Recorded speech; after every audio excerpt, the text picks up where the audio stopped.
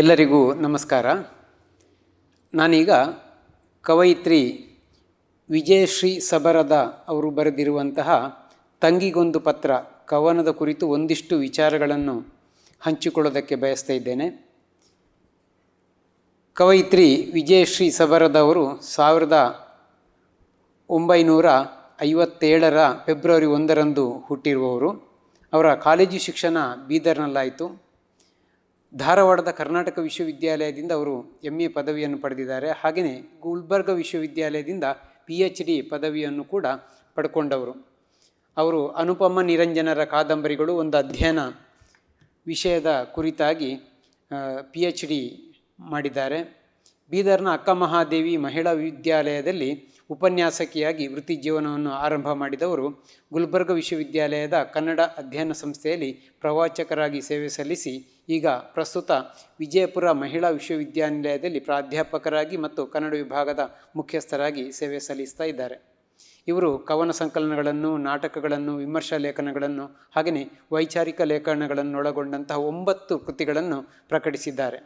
ಅಂತಾರಾಷ್ಟ್ರೀಯ ಮಹಿಳಾ ಪ್ರಶಸ್ತಿ, ರುಕ್ಮಿಣಿಬಾಯಿ ಪ್ರಶಸ್ತಿ, ರಾಜ್ಯೋತ್ಸವ ಪ್ರಶಸ್ತಿ, ಕನ್ನಡ ಸಾಹಿತ್ಯ ಪರಿಷತ್ತಿನ ಸಿಂಧೂರ ದತ್ತಿ ಪ್ರಶಸ್ತಿ, ನಾಟಕ ಪ್ರಶಸ್ತಿ, ನೂರೊಂದೇಶ್ವರ ಪ್ರಶಸ್ತಿ ಇತ್ಯಾದಿ ಅನೇಕ ಪ್ರಶಸ್ತಿಗಳು ಕೂಡ ಅವರನ್ನು ಅರಸಿಕೊಂಡು ಬಂದಿದ್ದಾವೆ. ಅವರ ಅಂತಹ ಒಂದು ಪ್ರತಿಭೆ ಅವರಲ್ಲಿ ಇರುವಂಥದ್ದು ಬಹಳ ಸಂತೋಷ ಪಡುವಂಥದ್ದು. ಅಂತಹ ಕವಯಿತ್ರಿ ಬಹಳ ಮುಖ್ಯವಾಗಿ ಬರೆದಿರುವಂಥ ಒಂದು ಕವನ ತಂಗಿಗೊಂದು ಪತ್ರ. ಅದು ನಾವು ಮುಖ್ಯವಾಗಿ ಹೇಳೋದಾದರೆ ಸ್ತ್ರೀಯರ ಬಗೆಗಿನ ಶೋಷಣೆ ಮತ್ತು ಸ್ತ್ರೀಯರು ಎದುರಿಸ್ತಿರುವಂಥ ಸವಾಲುಗಳನ್ನು ಗಮನದಲ್ಲಿಟ್ಟುಕೊಂಡು ಆ ಆಶಯ ಇಟ್ಟುಕೊಂಡು ಬರೆದಿರುವಂಥ ಒಂದು ಕವನ.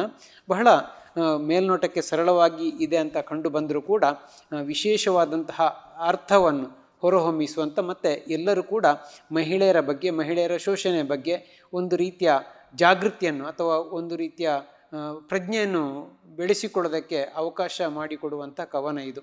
ಮೊದಲನೇದಾಗಿ ನಾನು ಈ ಕವನವನ್ನು ಓದಬೇಕು. ಓದಿದ ನಂತರ ಅಲ್ಲಿರುವಂಥ ವಿಚಾರಗಳನ್ನು ಸ್ವಲ್ಪ ವಿಶ್ಲೇಷಣೆ ಮಾಡೋದಕ್ಕೆ ಬಯಸ್ತೇನೆ. ಕವನ ಹೀಗಿದೆ. ಅತ್ತೆ ಮಾವರಿ ಗಂಜಿ ಮತ್ತೆ ಮೈದುನ ಗಂಜಿ ಬದುಕೆಂದು ನಾನು ಬೋಧಿಸಲಾರೆ ತಂಗಿ. ಹುತ್ತವಾಗಿದೆ ಬದುಕು ಮೈತುಂಬ ಮಿಡಿನಾಗ ಹೆಡೆ ಬಿಚ್ಚಿ ಹರಿಯುತ್ತಿದೆ ನಿತ್ಯವೂ ತಂಗಿ. ಅಂಜಿ ಹಿಂಜರಿಯದೆ ಹಾವಿನ ಹಲ್ಲು ತೆಗೆದು ಹಾವಾಡಿಸುವುದನ್ನು ಕಲಿಯಬೇಕವ್ವ. ಸೀತೆ ಸಾವಿತ್ರಿಯರಂತೆ ಬದುಕಿ ಪಂಚ ಪತಿವ್ರತೆಯರ ಸಾಲಿಗೆ ಸೇರೆಂದು ನಾನು ಹೇಳಲಾರೆ ತಂಗಿ. ನೀನು ಸಾಲಿನಲ್ಲಿ ನಿಂತು ತಂದ ಸೀಮೆ ಎಣ್ಣೆಯ ಸುರಿವಿ ನಿನಗೇ ಬೆಂಕಿ ಹಚ್ಚುವ ಈ ಪತಿರಾಯರಿಗೊಂದಿಷ್ಟು ಬುದ್ಧಿ ಕಲಿಸಲು ನೀನು ಮಹಾಕಾಳಿಯಾಗಬೇಕವ್ವ. ಗಂಗೆ ಯಮುನೆಯಂತಾಗು ತುಂಗೆ ಭದ್ರೆಯಂತಾಗು ಎಂದು ಖಂಡಿತ ನುಡಿಯಲಾರೆ ತಂಗಿ. ಇವರ ಪಾಪವ ಹೊತ್ತು ಕೊಳೆತು ನಾರೋದಕ್ಕಿಂತ ಜಲಪಾತದಂತೆ ಧುಮ್ಮಿಕ್ಕಿ ಹರಿಯವ. ವೀರ ಸತಿಯಾಗು ನೀ ತ್ಯಾಗಮಯ್ಯಾಗೆಂದು ನಾನು ಹರಸಲಾರೆ ತಂಗಿ. ಸತಿಯ ಪಟ್ಟಕ್ಕಾಗಿ ಚಿತೆಯ ಒಡಲನ್ನು ಸೇರಿ ಮಾಸ್ತಿಕಲ್ಲುಗಳ ಸಂಖ್ಯೆ ಹೆಚ್ಚಿಸುವುದಕ್ಕಿಂತ ಚಿತೆ ಏರಿಸುವವರ ಚೆಂಡಾಡಿ ವೀರಗಲ್ಲುಗಳ ಸಂಖ್ಯೆ ಹೆಚ್ಚಿಸವ. ಮುಗಿಲಿನ ತುಂಬೆಲ್ಲ ಮೋಡ ಕವಿದಿದೆ ಅಲ್ಲಿ, ಹಾದಿ ಬೀದಿಯ ತುಂಬ ರಕ್ತ ಚೆಲ್ಲಿದೆ ಇಲ್ಲಿ. ಬಯಲಾಗಿ ನಿಂತವಳೆ ಮುಗಿಲನ್ನು ಹೊತ್ತವಳೆ, ಓಕಳಿಯ ನಾಡುತ್ತ ನೀನು ಬಾರೆ. ಹೂ ಮುಡಿದು ನಿಂತವಳೆ ಕನಸನ್ನು ಕೊಟ್ಟವಳೆ, ರಾಗ ರಂಗಿನ ಸೊಬಗ ನೀನು ತೋರೆ. ಕೋಗಿಲೆಯ ಸ್ವರದವಳೆ ನವಿಲಾಗಿ ಕುಣಿದವಳೆ, ಹರಿದ ಬೇರುಗಳಲ್ಲಿ ಹಸಿರಾಗಿ ಬಾರೆ. ಮಲ್ಲಿಗೆಯ ಮೈಯವಳೆ ಮುತ್ತುಗದ ನಗೆಯವಳೆ, ಕವಿದ ಕತ್ತಲಿನಲ್ಲಿ ಬೆಳಕಾಗಿ ತೋರೆ. ಬಹಳ ಬಹಳ ಅರ್ಥಗರ್ಭಿತವಾದಂತಹ ಅರ್ಥಪೂರ್ಣವಾದಂತಹ ಕವಿತೆ ಇದು. ತಂಗಿಗೊಂದು ಪತ್ರ. ಅಕ್ಕ ತಂಗಿಗೆ ಬರೆಯುವಂತಹ ಪತ್ರ. ಇದು ಬಹಳ ಶೀರ್ಷಿಕೆ ಬಹಳ ಅರ್ಥಪೂರ್ಣವಾಗಿದೆ. ಯಾಕೆಂತೇಳಿದರೆ ಅಕ್ಕ ತಂಗಿಗೆ ಬರೆಯುವ ಪತ್ರ ಅಂದರೆ ಹಿರಿಯರು ಕಿರಿಯರಿಗೆ ಹೇಳುವಂಥದ್ದು. ನಮ್ಮ ಬದುಕು ಹೀಗೆ ಶೋಷಣೆಯಲ್ಲೇ ಹೋಗಿದೆ. ಪುರುಷ ಪ್ರಧಾನ ಸಮಾಜ ವ್ಯವಸ್ಥೆಯಲ್ಲಿ ನಮ್ಮನ್ನು ಪುರುಷರು ಯಾವ ರೀತಿಯಲ್ಲಿ ಶೋಷಣೆ ಮಾಡಿದ್ದಾರೆ, ಯಾವ ರೀತಿ ನಾವು ಸವಾಲುಗಳನ್ನು ಎದುರಿಸಿದ್ದೇವೆ ಅನ್ನುವಂತಹ ವಿಚಾರದ ನಡುವೆ ನಂತರ ಬರುವಂತಹ ತಂಗಿಯಂದಿರಿಗೆ, ನಂತರ ಬರುವಂತಹ ಹೆಣ್ಣು ಪೀಳಿಗೆಯವರಿಗೆ ಒಂದು ಒಳ್ಳೆಯ ಸಂದೇಶ, ಒಳ್ಳೆಯ ಒಂದು ಎಚ್ಚರಿಕೆಯನ್ನು ಅಥವಾ ಒಳ್ಳೆಯ ಒಂದು ಸವಾಲುಗಳನ್ನು ಎದುರಿಸಬೇಕು ಅನ್ನುವಂತಹ ವಿಚಾರವನ್ನು ಈ ಕವಿತೆ ಪ್ರಸ್ತುತಪಡಿಸ್ತಾ ಇದೆ. ಹಾಗಾಗಿ ಇಲ್ಲಿ ಬರುವಂತಹ ಚರಣಗಳಲ್ಲಿ ಬಹಳ ಮುಖ್ಯವಾಗಿ ಒಂದು 3 ಚರಣಗಳು ವಿಶೇಷವಾಗಿ ಗಮನ ಸೆಳೀತವೆ ನಮಗೆ. ನಾವು ಹೇಗೆ ಇರಬೇಕು ಅಂತ ಹೇಳುವಂಥದ್ದು. ಆರಂಭದ ಚರಣದಲ್ಲಿ ಬರುವಂಥದ್ದು ಅತ್ತೆ ಮಾವರಿಗೆ, ಅಂದರೆ ಒಂದಷ್ಟು ವರ್ಷ ತವರು ಮನೆಯಲ್ಲಿ ತಂದೆ ತಾಯಿ ಜೊತೆಗೆ, ಅಣ್ಣ ತಮ್ಮಂದಿರ ಜೊತೆಗೆ, ಅಕ್ಕ ತಂಗಿಯರ ಜೊತೆಗೆ ಬೆಳೆದಂತಹ ಮಗಳು ಮತ್ತೊಂದು ಮನೆ ಸೇರುವಂಥದ್ದು. ಹುಟ್ಟಿದ ಮನೆ ಬಿಟ್ಟು ಬೇರೆಯವರ ಮನೆ ಸೇರಿಬಿಟ್ಟು ಆ ಮನೆಯನ್ನು ಬೆಳಗುವವಳು ಹೆಣ್ಣು ಯಾವತ್ತಿದ್ರೂ ಕೂಡ ಹುಟ್ಟಿದ ಮನೆ ಮತ್ತು ಸೇರುವ ಮನೆ ಎರಡೂ ಮನೆಯನ್ನು ಬೆಳಗುವವಳು ಅನ್ನುವಂಥ ಒಂದು ವಿಚಾರ ಇದೆ. ಆ ಹಿನ್ನೆಲೆಯಲ್ಲಿ ಈ ಹೆಣ್ಣು ಮಗಳು ಮತ್ತೆ ಬೆಳೆಯುವ ಅಥವಾ ಸೇರಿದ ಮನೆಯನ್ನು ಬೆಳಗಬೇಕಾದಂಥ ಸಂದರ್ಭದಲ್ಲಿ ಅವಳು ಎದುರಿಸಬೇಕಾದಂಥ ಕಷ್ಟಗಳೇನು ಅನ್ನುವಂಥದ್ದು. ಅತ್ತೆ ಮಾವರು ಶೋಷಣೆ ಮಾಡುವಂಥದ್ದು ಅಥವಾ ಗಂಡ ಶೋಷಣೆ ಮಾಡುವಂಥದ್ದು, ಬೇರೆ ಬೇರೆ ರೀತಿಯ ಶೋಷಣೆಯ ವಿಚಾರಗಳು ಪರಂಪರೆಯಿಂದಲೂ ನಡ್ಕೊಂಡು ಬಂದಿದ್ದಾವೆ. ಅದನ್ನು ಗಮನದಲ್ಲಿಟ್ಟುಕೊಂಡು ಈ ಕವಿತೆ ಆರಂಭ ಆಗುತ್ತೆ. ಹಾಗಾಗಿ ಶೋಷಣೆ ಆ ಗಂಡನ ಮನೆಯಲ್ಲಿ ಆರಂಭ ಆಗುತ್ತೆ. ಹಾಗಾಗಿ ಅಂಜಿ ಹಿಂಜರಿಯದೆ ಹಾವಿನ ಹಲ್ಲು ತೆಗೆದು ಹಾವಾಡಿಸುವುದನ್ನು ಕಲಿಯಬೇಕು ಎಂಬುದಾಗಿ ಹೇಳ್ತಾರೆ.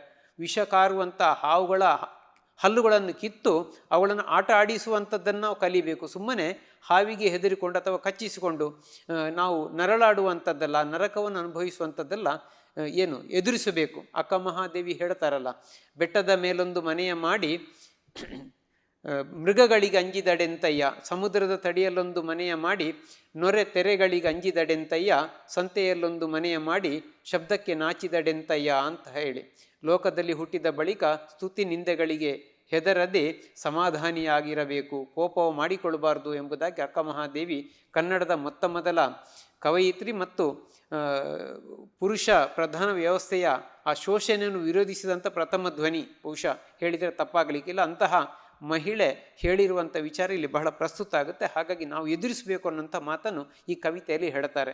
ಅಂದರೆ ಹೆದರಿಕೊಂಡು ಓಡುವಂಥದ್ದಲ್ಲ, ಅದನ್ನು ದಿಟ್ಟತನದಿಂದ ಎದುರಿಸುವಂತಹ ಒಂದು ಇದನ್ನು ನಾವು ಮೈಗೂಡಿಸ್ಕೊಳ್ಬೇಕು, ಧೈರ್ಯವನ್ನು ಆತ್ಮಸ್ಥೈರ್ಯವನ್ನು ಮೈಗೂಡಿಸ್ಕೊಳ್ಬೇಕು ಅನ್ನೋಂಥ ವಿಚಾರ ಇದೆ. ಸೀತೆ ಸಾವಿತ್ರಿಯರಂತೆ ಬದುಕಿ ಪಂಚ ಪತಿವ್ರತೆಯರ ಸಾಲಿಗೆ ಸೇರೆಂದು ನಾನು ಹೇಳಲಾರೆ ತಂಗಿ ಅಂತ ಹೇಳ್ತಾರೆ. ಪಂಚ ಪತಿವ್ರತ ಸ್ತ್ರೀಯರು ಯಾರೆಲ್ಲ? ಅದು ಅಹಲ್ಯೆ, ದ್ರೌಪದಿ, ಸೀತೆ, ತಾರೆ, ಮಂಡೋದರಿ, ಈ 5 ಮಂದಿ ನಮ್ಮ ಪರಂಪರೆಯಲ್ಲಿ ಬಂದಂತಹ ಭಾರತೀಯ ಸಂಸ್ಕೃತಿ ಒಳಗಡೆ ಬಂದಂಥ ಪಂಚ ಪತಿವ್ರತ ಸ್ತ್ರೀಯರು ಅಂಥೇಳಿ. ಅಂತಹ ಆ ಸ್ತ್ರೀಯರಂತೆ ಆಗುವಂತ ನಾನು ಹೇಳಲಿಕ್ಕೆ ಹೋಗೋದಿಲ್ಲ. ಯಾಕೆ ಅಂತ ಕೇಳಿದರೆ, ಸೀಮೆ ಎಣ್ಣೆಯ ಸುರಿವಿ ನಿನಗೇ ಬೆಂಕಿ ಹಚ್ಚುವ, ಅಂದರೆ ಸರತಿ ಸಾಲಿನಲ್ಲಿ ನಿಂತು ರೇಷನಿಗೆ ಹೋಗಿ ಸೀರೆ ತರುವಂತಹವರು ಈ ಹೆಣ್ಣು ಮಕ್ಕಳು. ಅದೇ ಸೀಮೆ ಎಣ್ಣೆಯನ್ನು ಆ ಹೆಣ್ಣು ಮಕ್ಕಳ ಮೈ ಮೇಲೆ ಸುರಿದು ಬೆಂಕಿ ಹಚ್ಚುವಂತಹ ಪುರುಷರು, ಕಾಮುಕರು ನಮ್ಮ ಸಮಾಜದಲ್ಲಿದ್ದಾರೆ. ಹಾಗಾಗಿ ಅವರಿಗೆ ಬುದ್ಧಿ ಕಲಿಸುವುದಕ್ಕೆ ನೀನು ಪತಿವ್ರತ ಸ್ತ್ರೀಯರಾಗುವ ಬದಲಿಗೆ ಮಹಾಕಾಳಿ ಆಗಬೇಕು ಅಂತ ಹೇಳುವಂಥ ವಿಚಾರ ಹೇಳ್ತಾರೆ. ಇದು ಬಹಳ ಅರ್ಥಗರ್ಭಿತವಾದದ್ದು. ಯಾಕೆ ಅಂತ ಹೇಳಿದರೆ, ನಾವು ತಪ್ಪು ಮಾಡದೇ ಇದ್ದಾಗ ನಮ್ಮನ್ನು ಈ ರೀತಿ ದುರ್ಬಳಕೆ ಮಾಡಿಕೊಳ್ಳುವಂಥದ್ದು, ಶೋಷಣೆ ಮಾಡುವಂಥದ್ದು ಕ್ಷಮಿಸುವಂಥದ್ದಲ್ಲ. ಹಾಗಾಗಿ ನಾವು ಸೆಟೆದು ನಿಲ್ಲಬೇಕು. ಯಾರೇ ಆಗಲಿ ನಮ್ಮನ್ನು ಶೋಷಣೆ ಮಾಡುವಾಗ, ನಮ್ಮ ಮೇಲೆ ಒಂದು ರೀತಿಯ ದೌರ್ಜನ್ಯ ನಡೆಸುವಾಗ ನಾವು ಸೆಟೆದು ನಿಲ್ಲಬೇಕು ಅನ್ನೋಂಥ ವಿಚಾರ ಇದೆ. ಕಾಳಿಯಾಗಬೇಕು, ಪಂಚಮಹಾ ಪತಿವ್ರತ ಸ್ತ್ರೀಯರ ಹಾಗೆ ಆಗಬೇಕು ಅಂತ ಹೇಳೋದಿಲ್ಲ. ಕಾಳಿ ಆಗಬೇಕು, ನಾವು ಸಮಾಜವನ್ನು ಎದುರಿಸಬೇಕು ಅಂತ ಹೇಳುವಂಥದ್ದು. ಹಾಗೆಯೇ ಬಹಳ ತೀರ್ಥಕ್ಷೇತ್ರಗಳು ಅಥವಾ ಪವಿತ್ರ ನದಿಗಳು ಅಂತ ಹೇಳುವಂಥ ಗಂಗೆ, ಯಮುನೆ, ಸರಸ್ವತಿ ಇಂಥದ್ದೆಲ್ಲ ಇರ್ಬೋದು, ತುಂಗೆ, ಭದ್ರೆ, ಹೀಗೆ ಇಂಥ ನದಿಗಳಂತೆ ಆಗಬೇಕು ಅಂತ ಹೇಳೋದಿಲ್ಲ. ಅಲ್ಲಿ ಆ ನದಿಗಳಲ್ಲಿ ಕೊಳೆತು ನಾರುವುದಕ್ಕಿಂತ ಬದಲಾಗಿ ಪ್ರವಾಹವಾಗಿ ಉಕ್ಕಿ ಹರಿಬೇಕು, ಇಂತಹ ಪಾಪಗಳನ್ನೆಲ್ಲ ಕಳ್ಕೊಳ್ಳೋದಕ್ಕೆ ದುಮ್ಮಿಕೆ ಹರಿಬೇಕು ಅನ್ನುವಂಥ ಸಂದೇಶವನ್ನು ಕೂಡ ಕವಯಿತ್ರಿ ಇಲ್ಲಿ ಕೊಡ್ತಾರೆ. ಹಾಗೆಯೇ ವೀರಸತಿಯಾಗು ನೀ ತ್ಯಾಗಮಯ್ಯಾಗಿ ಅಂತ ಹೇಳಿ ನಾನು ಹೇಳೋದಿಲ್ಲ. ನಮ್ಮ ಸಂಸ್ಕೃತಿಯಲ್ಲಿ ಒಂದು ಇದೆ, ಏನಂದರೆ ಸತಿ ಸಹಗಮನ ಪದ್ಧತಿ ಅಂತೇಳಿ. ಗಂಡ ತೀರ್ಕೊಂಡಾಗ ಗಂಡನ ಚಿತೆಗೆ ಹಾರಿ ಜೀವ ಕಳ್ಕೊಳ್ಳುವಂಥ ಒಂದು ಪದ್ಧತಿ, ಅಥವಾ ಹಿಂದೆ ಹಾಗೆ ಆಗಿತ್ತು, ಅದೇ ಮುಂದೆ ಅದು ಪದ್ಧತಿಯಾಗಿ ಬೆಳೆದು ಗಂಡ ಸತ್ತಾಗ ಹೆಂಡತಿಯರನ್ನು ಅಥವಾ ಆ ಹೆಣ್ಣುಮಗಳನ್ನು ಚಿತೆಗೆ ದೂಡಿ ಸಾಯಿಸುವಂಥ ಒಂದು ಕ್ರೂರ ಪದ್ಧತಿ ನಮ್ಮ ಸಮಾಜದಲ್ಲಿ ಇತ್ತು ಅಂಥೇಳಿ. ಅಂತಹ ಆ ಮಹಾಸತಿ ಕಲ್ಲುಗಳನ್ನು ಸ್ಥಾಪಿಸುವುದರ ಬದಲಾಗಿ ನೀನು ವಿರುದ್ಧವಾಗಿ ನಿಂತು ಎದುರಿಸುವಂಥದ್ದನ್ನು ಕಲಿಬೇಕು, ವೀರಗಲ್ಲುಗಳನ್ನು ಸ್ಥಾಪಿಸುವಂತ ಹೇಳ್ತಾರೆ ಇಲ್ಲಿ ಆ ಅಕ್ಕ ಹೇಳುವಂಥದ್ದು ತಂಗಿಗೆ. ಹಾಗಾಗಿ ಇದು ಕೂಡ ಬಹಳ ಮುಖ್ಯ ಆಗುತ್ತೆ. ಹೀಗಾಗಿ ಇಲ್ಲಿ ಆ ಮಾತಿದೆ, ಚಿತೆ ಏರಿಸುವವರ ಚೆಂಡಾಡಿ ವೀರಗಲ್ಲುಗಳ ಸಂಖ್ಯೆ ಹೆಚ್ಚಿಸುವ ಅಂತೇಳಿ. ಮಹಾಸತಿ ಆದದ್ದೆಲ್ಲ ಸ್ವಯಂ ಪ್ರೇರಣೆಯಿಂದ ಆದವರ ಸಂಖ್ಯೆಗಿಂತ ಹೆಚ್ಚು ಚಿತೆಗೆ ಏರಿಸಿದವರ ಸಂಖ್ಯೆ, ಸಮಾಜ ಅಂತ ಕ್ರೌರ್ಯವನ್ನು ಮೆರೆದಿದೆ ಅನ್ನುವಂಥ ಒಂದು ವಿಚಾರ ಈ ಕವಿತೆಯಲ್ಲಿ ಗೊತ್ತಾಗುತ್ತೆ. ಹಾಗಾಗಿ ಅದನ್ನೆಲ್ಲ ನಾವು ಮೆಟ್ಟಿ ನಿಂತು ನಾವು ಸ್ವತಂತ್ರವಾಗಿ ಬದುಕಬೇಕು ಅನ್ನುವಂಥ ವಿಚಾರ ಇದೆ ನೋಡಿ. ಮುಂದಿನ 2 ಸ್ಟ್ಯಾಂಜದಲ್ಲಿ ಅಥವಾ ಚರಣದಲ್ಲಿ ಬರುವಂಥದ್ದಿದೆ. ಮುಗಿಲಿನ ತುಂಬೆಲ್ಲ ಮೋಡ ಕವಿದಿದೆ ಅಲ್ಲಿ, ಹಾದಿ ಬೀದಿಯ ತುಂಬ ರಕ್ತ ಚೆಲ್ಲಿದೆ ಇಲ್ಲಿ, ಬಯಲಾಗಿ ನಿಂತವಳೆ ಮುಗಿಲನ್ನು ಹೊತ್ತವಳೆ ಓಕಳಿಯ ನಾಡುತ್ತ ನೀನು ಬಾರೆ. ಇದನ್ನೆಲ್ಲ ಎದುರಿಸಿ ನೀನು ಏನು ಅದನ್ನೆಲ್ಲ ಇಲ್ಲ ಅಂತ ಮಾಡಬೇಕು. ಯಾರೂ ಶೋಷಣೆ ಹೆಣ್ಮಕ್ಕಳನ್ನು ಶೋಷಣೆ ಮಾಡಲಿಕ್ಕೆ ಬರುವುದಿಲ್ಲ. ಅವರ ಮಾತೆತ್ತಿದರೆ ಏನು ಮಾತೆತ್ತಲಿಕ್ಕೂ ನಾವು ಒಂದು ರೀತಿಯ ಭಯ ಪಡಬೇಕು, ಪುರುಷ ಪ್ರಧಾನ ವ್ಯವಸ್ಥೆ. ಆ ರೀತಿ ನೀನು ನುಗ್ಗಿ ಬರಬೇಕು ಅನ್ನೋಂಥ ಮಾತನ್ನು ಹೇಳ್ತಾರೆ. ಕನಸನ್ನು ಕೊಟ್ಟವಳೆ ಹೂ ಮುಡಿದು ನಿಂತವಳೆ ರಾಗ ರಂಗಿನ ಸೊಬಗ ನೀನು ತೋರೆ. ಎಂಥ ಒಂದು ಮಾತಿದೆ ಪುರಾಣದಲ್ಲಿ. ಏನು ಅಂತ ಕೇಳಿದರೆ, ಯತ್ರ ನಾರ್ಯಸ್ತು ಪೂಜ್ಯಂತೆ ರಮಂತೆ ತತ್ರ ದೇವತಾ ಅಂತೇಳಿ ಈ ರೀತಿಯ ಹಿನ್ನೆಲೆ ಇರುವಂಥ ವಿಚಾರವೂ ನಮ್ಮಲ್ಲಿದೆ. ಹಾಗಾಗಿ ಅಂತಹ ಸಮಾಜಕ್ಕೆ ಬಹಳ ಮುಖ್ಯವಾಗಿರುವಂತಹ ಹೆಣ್ಣು ಮಗಳು, ಅವಳಿಗೆ ಅಂಥ ಪಾವಿತ್ರತಾ ಸ್ಥಾನ ಇದೆ. ಅಂಥ ಸ್ಥಾನವನ್ನು ಉಳಿಸಿಕೊಂಡು ಕೂಡ ಸವಾಲುಗಳನ್ನು ಎದುರಿಸಿಕೊಂಡು ಮೆಟ್ಟಿ ನಿಲ್ಲಬೇಕು ಅನ್ನೋಂಥ ವಿಚಾರ ಈ ಕವಿತೆಯಲ್ಲಿ ವ್ಯಕ್ತವಾಗಿರುವಂಥದ್ದು. ಕೊನೆಯಲ್ಲಿ ಬರ್ತದೆ, ಕೋಗಿಲೆಯ ಸ್ವರದವಳೆ ನವಿಲಾಗಿ ಕುಣಿದವಳೆ ಹರಿದ ಬೇರುಗಳಲ್ಲಿ ಹಸಿರಾಗಿ ಬಾರೆ. ಎಲ್ಲ ಛಿದ್ರ ಆಗಿದೆ ಬೇರು, ಏನು ಒಂದು ರೀತಿಯ ತುಂಡು ಆಗಿದೆ. ಮತ್ತೆ ನೀನೇನು ಮಾಡಬೇಕು ಅಂದರೆ ಆ ಬೇರುಗಳಲ್ಲಿ ಮತ್ತೆ ಹೊಸ ಬೇರುಗಳಲ್ಲಿ ಹುಟ್ಟಿಕೊಂಡು ಹೊಸ ಚಿಗುರಾಗಿ ಬರಬೇಕು. ಈ ಸಮಾಜವನ್ನು ಗಟ್ಟಿಯಾಗಿ ನಿಲ್ಲುವ ಹಾಗೆಯೇ, ಈ ಹೆಣ್ಣು ಮಕ್ಕಳು ಸ್ವತಂತ್ರವಾಗಿ ನಿಲ್ಲುವ ಹಾಗೆಯೇ, ಸ್ವಾವಲಂಬಿಗಳಾಗಿ ನಿಲ್ಲುವ ಹಾಗೆಯೇ, ಪುರುಷರ ಅಡಿಯಾಳಾಗಿ ಬದುಕುವುದರ ಬದಲಾಗಿ ಸ್ವತಂತ್ರವಾಗಿ ಸ್ವಾವಲಂಬಿಗಳಾಗಿ ಬದುಕುವಂಥ ಬದುಕನ್ನು ಕಟ್ಟಿಕೊಳ್ಳಬೇಕು ಅಂತ ಹೇಳುವಂಥ ಆಶಯ ಈ ಕವಿತೆಯಲ್ಲಿ ವಿಜಯಶ್ರೀ ಸಬರದ ಕವಯಿತ್ರಿ ಅದ್ಭುತವಾಗಿ ನಿರೂಪಿಸಿದ್ದಾರೆ. ಮಲ್ಲಿಗೆಯ ಮೈಯವಳೆ ಮುತ್ತುಗದ ನಗೆಯವಳೆ ಕವಿದ ಕತ್ತಲಿನಲ್ಲಿ ಬೆಳಕಾಗಿ ತೋರೆ, ಅಸತೋಮ ಸದ್ಗಮಯ ತಮಸೋಮ ಜ್ಯೋತಿರ್ಗಮಯ ಮೃತ್ಯೋರ್ಮ ಅಮೃತಂಗಮಯ ಅನ್ನುವಂಥ ಮಾತಿದೆ. ಹೌದಲ್ವ? ಹಾಗಾಗಿ ಕತ್ತಲಿನಲ್ಲಿ ಬೆಳಕಾಗಿ ಬರಬೇಕು. ಹೆಣ್ಣು ಮಕ್ಕಳ ಬದುಕಿನಲ್ಲಿ ಬಹಳ ದೊಡ್ಡ ಕತ್ತಲೆ, ಅಮಾವಾಸ್ಯೆಯ ಕತ್ತಲೆ ನಿರಂತರ ಏನು ಕವಿದಿತ್ತು, ಅದರಿಂದ ಹೊರಗೆ ಬರಬೇಕು. ಅಲ್ಲಿ ಬೆಳಕು ಚೆಲ್ಲಬೇಕು. ಬೆಳಕು ಚೆಲ್ಲಬೇಕು ಅಂದರೆ ನಾವು ಪ್ರಜ್ಞಾವಂತರಾಗಬೇಕು, ವಿಚಾರವಂತರಾಗಬೇಕು, ನಾವು ವಿದ್ಯಾವಂತರಾಗಬೇಕು, ನಮ್ಮ ಅರಿವಿನ ವಿಸ್ತಾರ ನಮ್ಮಲ್ಲಿ ಆಗಬೇಕು. ನಾವು ಪ್ರತಿಯೊಂದನ್ನು ಕೂಡ ನಮ್ಮ ಶೋಷಣೆ ಏನು ಪುರುಷ ಪ್ರಧಾನ ವ್ಯವಸ್ಥೆ ಮಾಡ್ತಾ ಇದೆ ಅದನ್ನು ಎದುರಿಸುವಂತಹ ನಿಟ್ಟಿನಲ್ಲಿ ಯೋಚನಾ ಮಗ್ನರಾಗಬೇಕು ಅನ್ನುವಂತಹ ಒಂದು ಸಂದೇಶವನ್ನು ಈ ಕವಿತೆ ಅದ್ಭುತವಾಗಿ ಕಟ್ಟಿಕೊಡ್ತದೆ. ನಮಸ್ಕಾರ.